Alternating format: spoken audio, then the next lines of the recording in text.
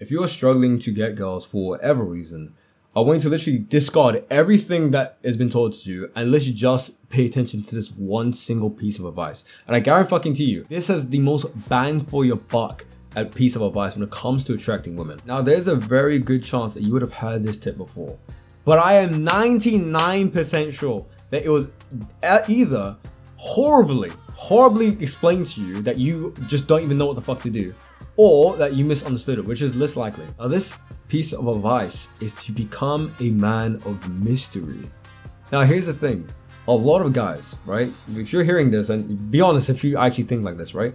A lot of guys, when they hear this advice, like, all right, I need to be mysterious. All right, let me be like James Bond. Let me be like the fucking guy from like 50 Shades of Grey. Bro, let me tell you right now, anyone who does that, I guarantee you gets 0 fucking girls. Because 1, you're not James Bond. Secondly, it's cringe as fuck. And thirdly, you even like acting like this, so stop fucking doing it. Bro, I fucking hate when guys do things for the sake of girls and they don't even like doing that thing. Like, stop fucking doing that. There are better ways of getting girls, bro. Now, the way I'd suggest you to take this advice is firstly way more effective, and secondly way more fucking fun and just wholesome to do, bro. Because most of the advice that you're gonna come across when it comes to women is extremely toxic and manipulative, which I ain't gonna lie to you, they do work, they do work, but this is one of the rare ones that are actually super wholesome. The way that you create mystery is becoming so well-rounded in so many different areas that you don't fit any particular archetype of a man. And here's why this is so important.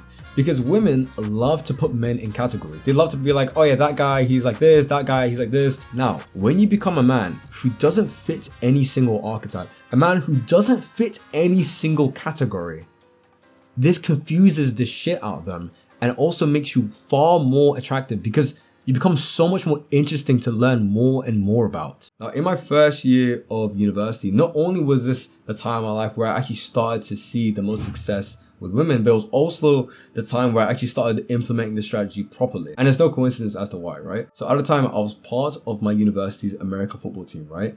So I was like very athletic. I was also jacked as fuck. I'll put a video of me like doing like 1-on push-ups for reps somewhere here, right? So yeah, I was like really strong. I was in shape.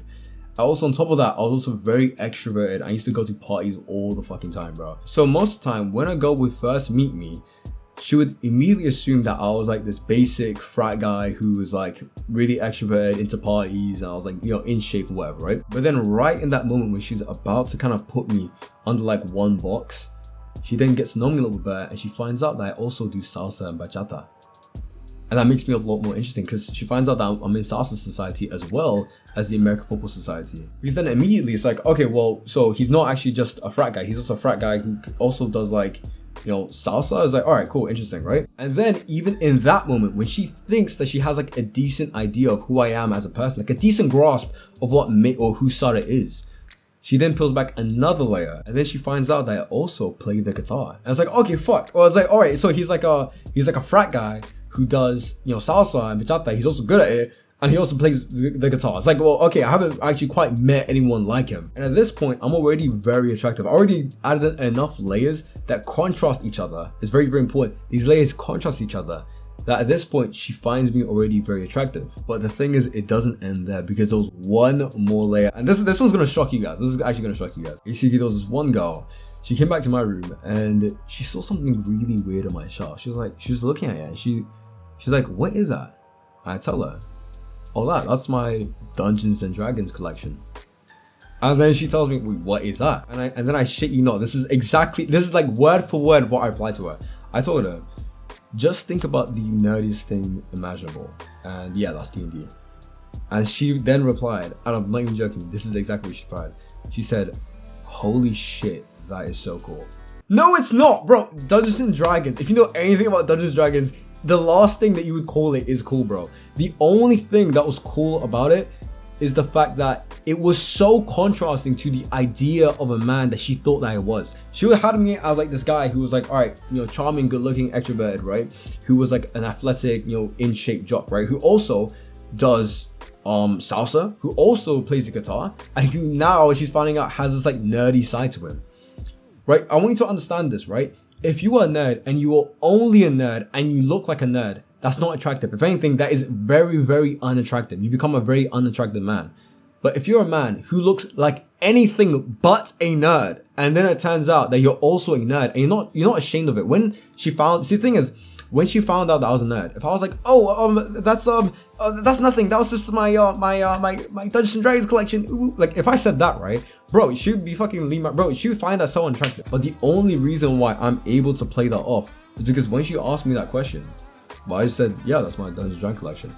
And I kind of moved on from it as if there's nothing else to talk about. And it goes with the same concept as like, if you look like a virgin and you are a virgin, I was like, yeah, no shit. You know what I mean? That's not attractive. That's actually unattractive because you look like someone who just can't get it, right? But on the other hand, if you look like a man who looks like anything but a virgin, like you look like you would have no trouble with women, and then a woman finds out that you're actually a virgin, that would actually make you more attractive. Because not only do you look like a man who could get any woman that he wants, on top of that, now you look like a man who has such a strong character and such strong principles that you have a level of restraint that is so rare to find in men, and that makes you more attractive. So that is the lesson. You want to add many layers to your character that almost make like a story.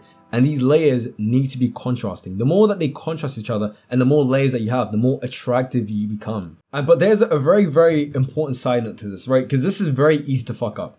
It is so important, bro, because there's gonna be some people who are gonna be watching this video. It is so fucking important that you do not choose something that you don't like doing, right? Like, for example, I said salsa, right?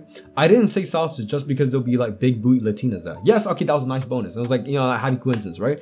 But I chose salsa and bachata because I was genuinely interested in it. But the thing is, if you choose salsa and you fucking hate salsa, guess what? That's just gonna create more pressure on you to get girls in salsa classes or because of salsa. And that's gonna make you hate salsa the longer they do it, and you just don't get girls. And all this does is that it creates more pressure on you to get girls while you're doing something that you fucking hate. And if you know anything about women, the more desperate and needy you are for women, the less likely you are to actually get women, alright? You only really get women when you almost kind of like don't even really want it. Like you just kind of like, yeah, oh yeah, that's just like a nice thing. And it's also important to understand that with this method of becoming a man who's more mysterious and who has many layers to himself, half of the attraction, yes, comes from being like mysterious, but the other half of the attraction comes from genuinely loving who you are and loving the life that you live. Because if you genuinely enjoy these hobbies, you will end up loving your life because of these hobbies, and women will see this because you will just fucking radiate happiness, and women will want to be part of that happiness. And that's where half of the attraction comes in. So yeah guys, this is the single most bang for your buck piece of advice that you will ever hear when it comes to becoming more attractive to women, alright? Make sure you add many layers to yourself. Become a man who's so well-rounded in different areas of life that it breaks any specific archetype that a woman can fit you in. And that's gonna make you come across as more mysterious and make you more attractive. And that's it for me today, guys. So I'll see you guys in the next one. Peace.